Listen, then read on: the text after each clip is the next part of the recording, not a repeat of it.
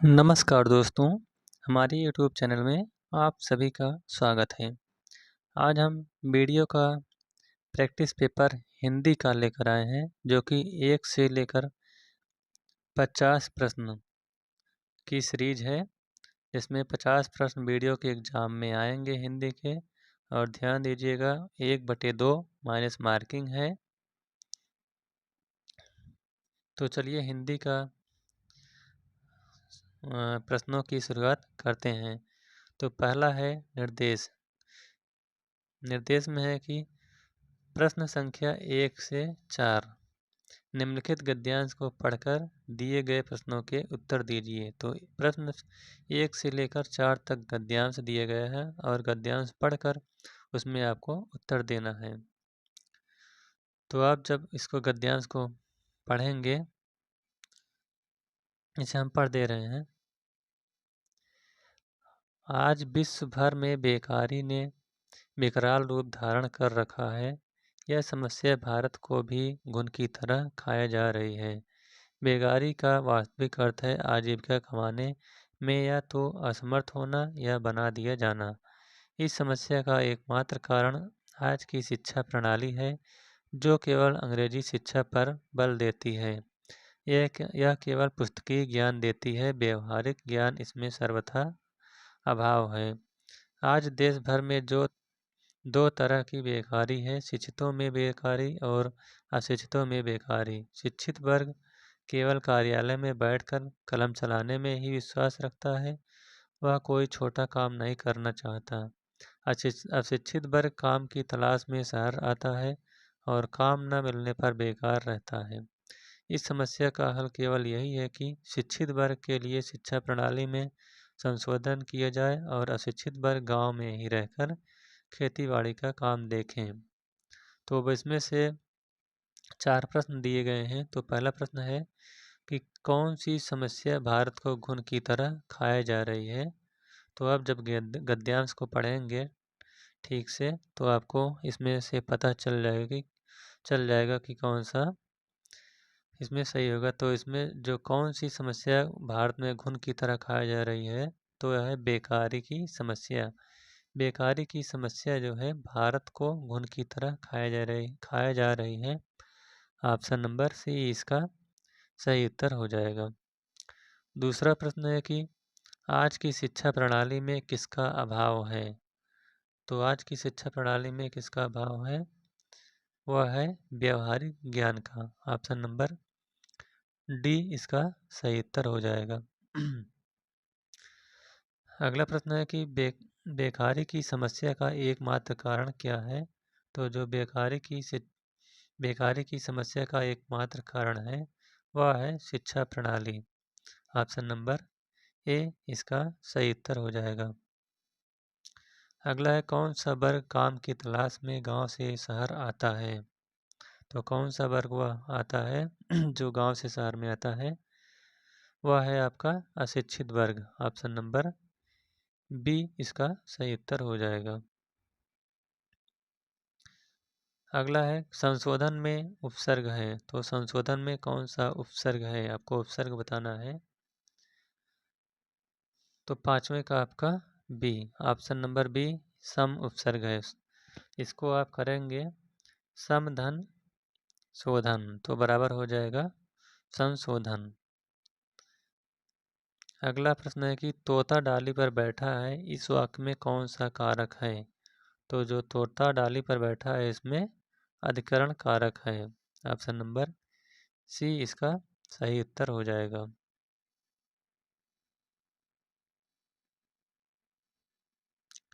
अगला प्रश्न है निम्नलिखित में स्त्रीलिंग शब्द को चुनिए। तो स्त्रीलिंग इसमें कौन सा है, धुआं, संध्या, भत्ता या धावा।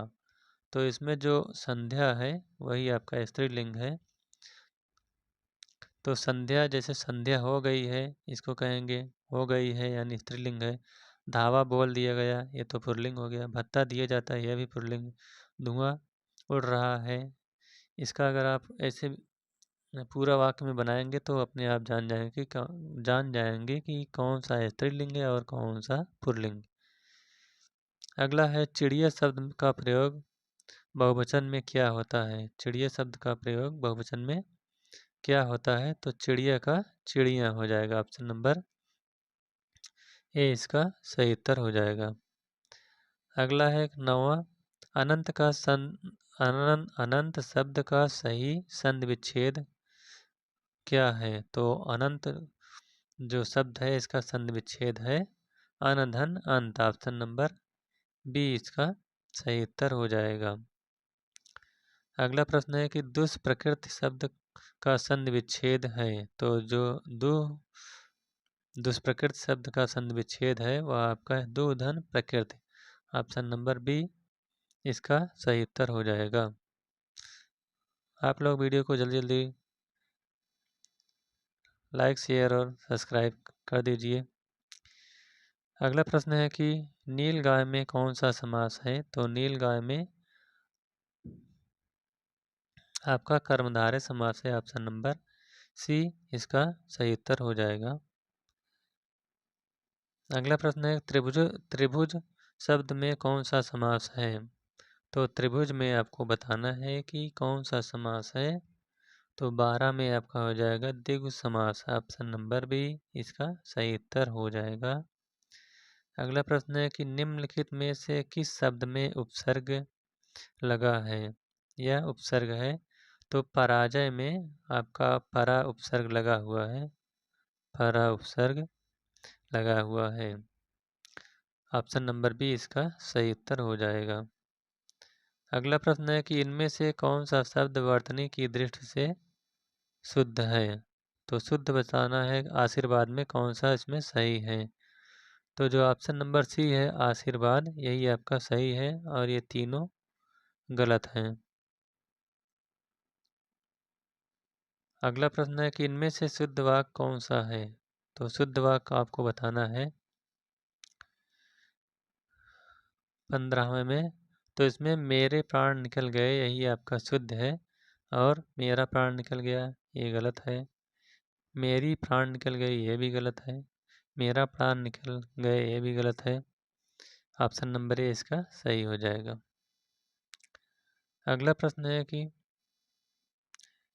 निम्नलिखित में से कौन सा शब्द हवा का पर्यायवाची नहीं है। इसको ध्यान दीजिएगा कि नहीं है पूछा है, हवा का इसमें पर्यायवाची नहीं है। तो 16वें का आपका हो जाएगा अनल।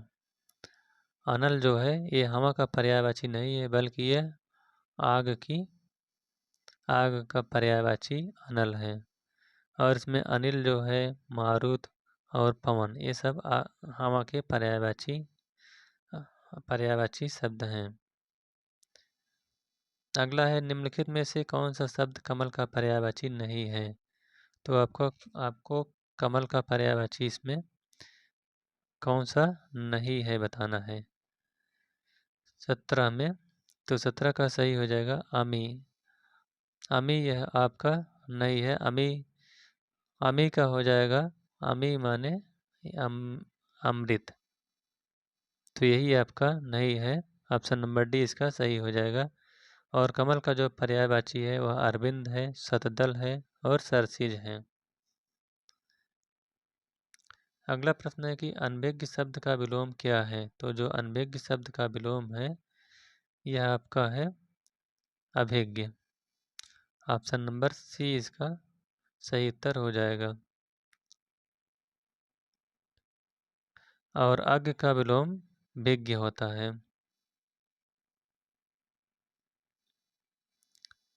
अगला प्रश्न है समष्टि का विलोमार्थी शब्द है।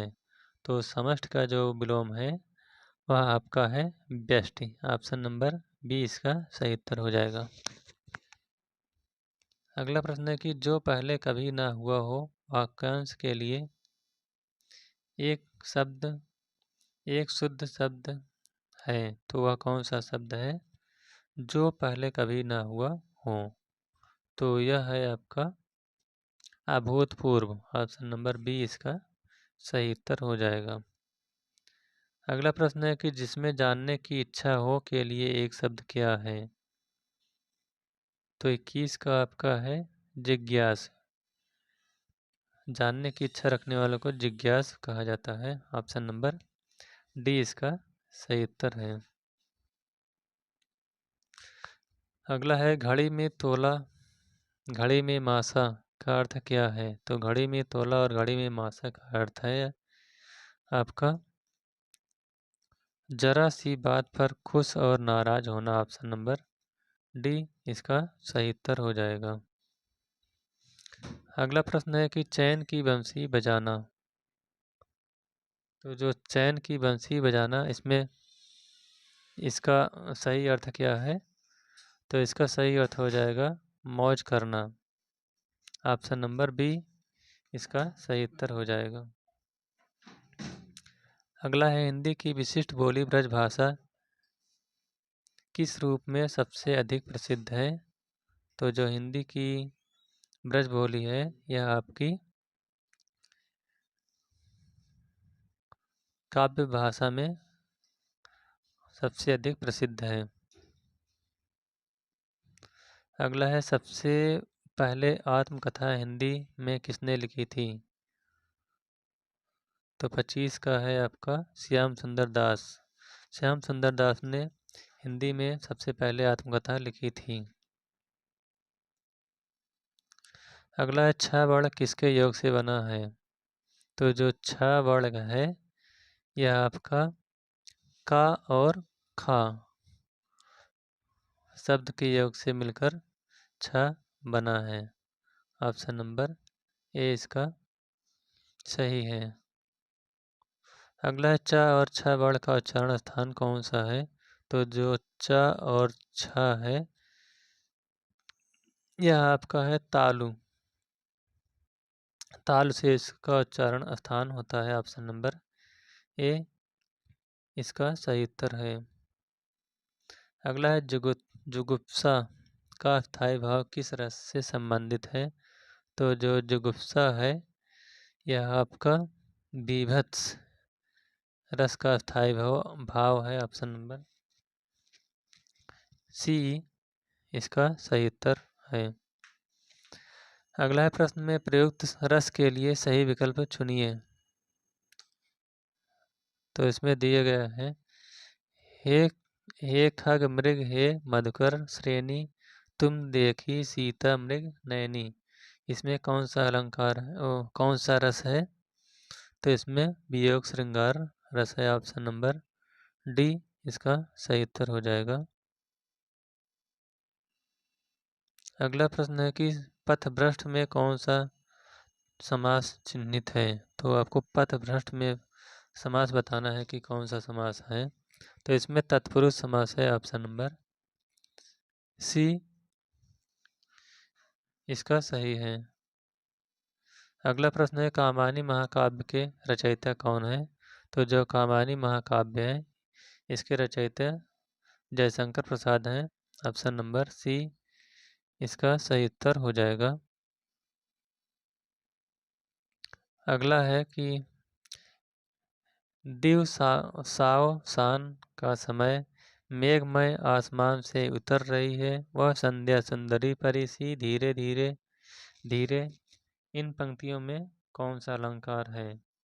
तो जो ये पंक्ति दी गई है इसमें आपका है मानवीकरण अलंकार। ऑप्शन नंबर डी इसका सही उत्तर है। अगला है ले चला साथ में तुझे कनक ज्यों भिक्षुक लेकर। स्वर्ण झनक में अलंकार बताइए। तो इसमें कौन सा अलंकार है? 33 का उत्प्रेक्षा अलंकार। ऑप्शन नंबर बी इसका सही उत्तर है। अगला है यद्यपि वह पंडित है फिर भी हठी है को संयुक्त वाक्य में परिवर्तित करने पर सही उत्तर क्या होगा? तो 34 का यह है वह पंडित है किंतु हठी है, यही आपका सही उत्तर होगा। Option number A. अगला है निम्न में से प्रयुक्त प्रत्यय के लिए सही विकल्प चुनिए। तो मच्छरदानी का प्रत्यय कौन सा होगा? प्रत्यय जो पीछे लगता है तो इसमें दानी प्रत्यय है, मच्छर प्लस दानी करेंगे तो मच्छरदानी बनेगा, तो इसमें दानी प्रत्यय है। ऑप्शन नंबर डी इसका सही उत्तर हो जाएगा। अगला प्रश्न है कि सत्याग्रह का सही संधि विच्छेद है। तो सत्याग्रह का जो सही संधि विच्छेद है वह आपका है सत्यधन आग्रह। ऑप्शन नंबर डी इसका सही उत्तर है। अगला प्रश्न है तिलक किस प्रकार का शब्द है। तो जो तिलक शब्द है यह आपका तत्सम शब्द है। ऑप्शन नंबर ए इसका सही उत्तर है। अगला है फूल का तत्सम शब्द है। तो जो फूल का तत्सम है यह आपका है पुष्प। ऑप्शन नंबर बी इसका सही उत्तर है।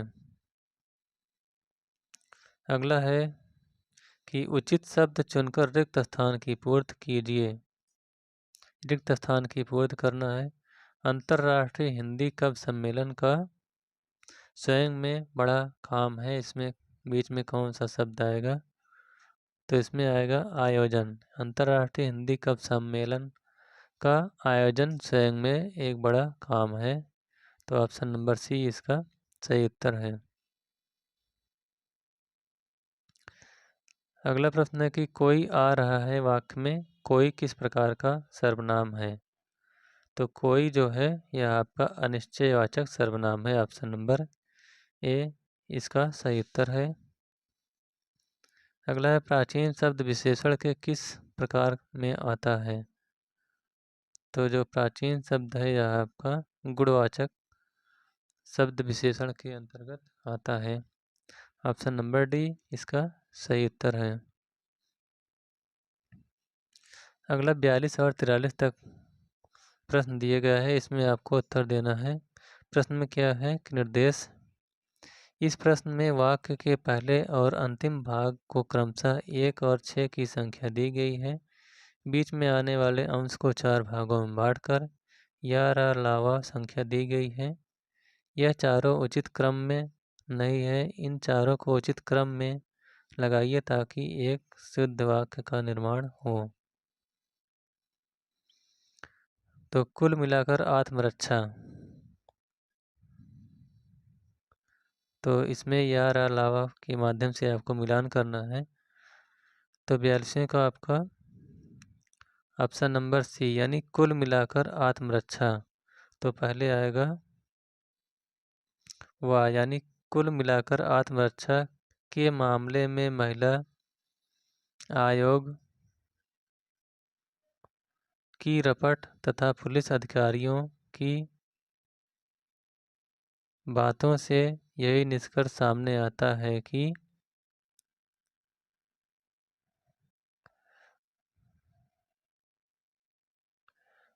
छात्राओं को आत्मरक्षा के लिए सुरक्षा के तरीकों में यही आपका सही है। Option number C. अगला है सामाजिक जीवन में। तो सामाजिक जीवन में इसमें 4 दिए गए हैं, इसमें आपको मिलान करके बताना है कि कौन सा सही है। तो सामाजिक जीवन में पहला होगा क्रोध की ज़रूरत बराबर पड़ती है। उसके बाद यदि क्रोध न हो तो मनुष्य दूसरों के द्वारा पहुंचाए जाने वाले बहुत से कष्टों की चिर निवृत्त का, यही आपका सही हो जाएगा। Option number A. अगला है भाव युक्त शब्द, भाव युक्त शुद्ध अनुवाद चुनिए। तो भाव युक्त में जो शुद्ध अनुवाद है वह है आपका मेरा दिल बाग बाग हो गया। Option number C. अगला है ईश्वर तुम्हें दीर्घायु दे अर्थ के आधार पर वाक्य का भेद बताएं। तो इसमें कौन सा भेद है 45 में। सी इच्छावाचक वाक्य। अगला है 46वां तो परवारों उर्वशी सुन राधिके सुजान, तू मोहन की उर्वशी कहे हैं उर्वशी समान। उपर्युक्त दोहे में कौन सा अलंकार है? तो आपको इसमें अलंकार बताना है कि कौन सा अलंकार है। तो इसमें है वाक्रोक्ति अलंकार, ऑप्शन नंबर डी इसका सही उत्तर है। अगला है जी सुमिरत सिद्ध होय, गणनायक कविवर बदन, करह अनुग्रह सोय, बुद्धि सस शुभ गुण सदन। उपर्युक्त वाक्य में कौन सा छंद है? आपको छंद बताना है। तो इसमें है आपका सोरठा छंद, ऑप्शन नंबर बी इसका सही उत्तर हो जाएगा। अगला है निम्न में से कौन मात्रिक छंद है?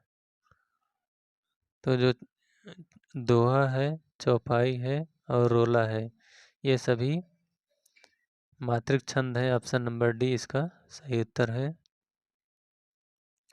अगला है नीचे भाषा की 4 विशेषताएं दी गई हैं, इनमें जो एक गलत विशेषता है इसे चुनिए। तो 49 का आपका भाषा पैतृक संपत्ति होती है, ये आपका गलत है। और भाषा परिवर्तनशील होती है, यह सही है। भाषा सामाजिक संपत्ति है, यह भी सही है। भाषा अनुकरण द्वारा सीखी जाती है, यह भी सही है। अगला है कि इनमें से कौन सा भक्तकालीन कवि नहीं है? तो जो बिहारी दास हैं ये भक्ति कालीन कवि नहीं है, यही आपका ऑप्शन नंबर ए सही हो जाएगा। इसके अलावा सूरदास, कबीरदास और तुलसीदास ये सब भक्तकालीन कवि के अंतर्गत आते हैं। तो इस प्रकार से 50 प्रश्न समाप्त होते हुए, अगर यह वीडियो आपको अच्छा लगा हो तो वीडियो को लाइक शेयर और चैनल को सब्सक्राइब कर लीजिएगा। Thank you.